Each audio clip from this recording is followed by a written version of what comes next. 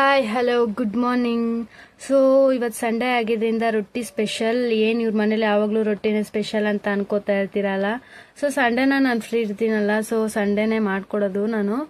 ಹಾಗೆ ಕಾಲೇಜ್ ಇರೋ ಟೈಮಲ್ಲೆಲ್ಲ ನಾನೇನು ಅಡುಗೆ ಮಾಡೋದಕ್ಕೆ ಹೋಗಲ್ಲ. ಸೊ ಫೈನಲಿ ರೊಟ್ಟಿ ಕೇಳಿದ್ರು ಅಂತ ರೊಟ್ಟಿ ಮಾಡಿಕೊಟ್ಟೆ. ಅಮ್ಮಕ್ಕೆ ಹೆಂಗಿದೆ ಅಂತ ಕೇಳಿದಕ್ಕೆ ಸೂಪರ್ ಅಂದರು. ಸೊ ಫೈನಲಿ ನಾನು ಟೀ ಕುಡಿದ್ಬಿಟ್ಟು ಹಾಗೆ ಸ್ವಲ್ಪ ಕೆಲಸ ಇತ್ತು ಅಂತ ಹೇಳಿ ಬಟ್ಟೆ ಎಲ್ಲ ಒಣಗಾಕ್ಬಿಟ್ಟು ಫ್ರೆಶ್ ಅಪ್ ಆದೆ. ಅಮ್ಮ ನಾನು ಇಬ್ರು ಫ್ರೆಶ್ ಅಪ್ ಆಗಿ ಬಂಡಿಕಾಳಮ್ಮ ದೇವಸ್ಥಾನಕ್ಕೆ ಓಡಬೇಕು ಅಂತ ಹೇಳಿದ್ರು. ಹೊರಟ್ವಿ ಇಬ್ರು. ಫೈನಲಿ ರೀಚ್ ಆದ್ವಿ ಬಂಡಿಕಾಳಮ್ಮಗೆ. ಹಾಗೆ ಇಬ್ಬರು ಹೊರಟ್ವಿ. ತುಂಬ ಲೇಟ್ ಆಗಿತ್ತು, ಜನ ಯಾರೂ ಇರಲ್ಲ ಅಂತ ಅಂದ್ಕೊಂಡ್ವಿ, ಬಟ್ ಸ್ಟಿಲ್ ತುಂಬ ಜನ ಇದ್ರು.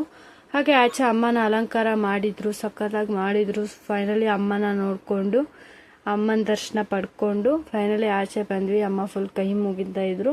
ಆಮೇಲೆ ಹಾಗೆ ಇಬ್ಬರು ಪ್ರಸಾದ ತಿನ್ಕೊಂಡು ನೆಕ್ಸ್ಟ್ ಮನೆಗೆ ಬಂದ್ವಿ. ಸೊ ಇವತ್ತೊಂದು ಫಂಕ್ಷನ್ ಇದ್ದಿದ್ದರಿಂದ ಮತ್ತೆ ಹೊರಗಡೆ ಹೋಗ್ಬೇಕಿತ್ತು. ನಾನು ಅಮ್ಮ ಮನೆಗೆ ಬಂದು ವಾಟರ್ ಫ್ರೂಟ್ ತೊಗೊಂಡು ತಿಂದ್ಬಿಟ್ಟು ಇಬ್ಬರು ಹೊರಟ್ವಿ ಮತ್ತೆ ಆಚೆ. ಸೊ ಬಳೆ ಸ್ಟೋರ್ಗೆ ಹೋದರೆ ಅವರು ಕೊಡೋಲ್ಲ ಅಂತ ಇದ್ರು ರೇಟಿಂಗ್. ಅವ್ರಿಗೆ ರೇಟಿಂಗೇ ಅವ್ರು ತೊಗೊತಾ ಇದ್ರು, ಅಮ್ಮ ಬೇಡ ಅಂತ ಅಮ್ಮ. ಸೊ ಫೈನಲಿ ಎಳ್ಳೀರು ಕುಡಿದ್ಬಿಟ್ಟು ಇಬ್ಬರು ಬಂದ್ವಿ. ಪೆಟ್ರೋಲ್ ಹಾಕ್ಸ್ಕೊಂಡು ಮನೆಗೆ ಬಂದ್ವಿ. ಫುಲ್ ವೆಯ್ಟಿಂಗಲ್ಲಿದ್ದರು ಅಕ್ಕ ಅವರು. ಹಾಗೆ ಫಂಕ್ಷನ್ಗೆ ರೆಡಿ ಆದ್ವಿ 3 ಜನನು. ಸೊ ಹಂಗೆ ಹೊರಟ್ವಿ. ಸೊ ಫೈನಲಿ ರೀಚ್ ಆದ್ವಿ ಫಂಕ್ಷನ್ಗೆ.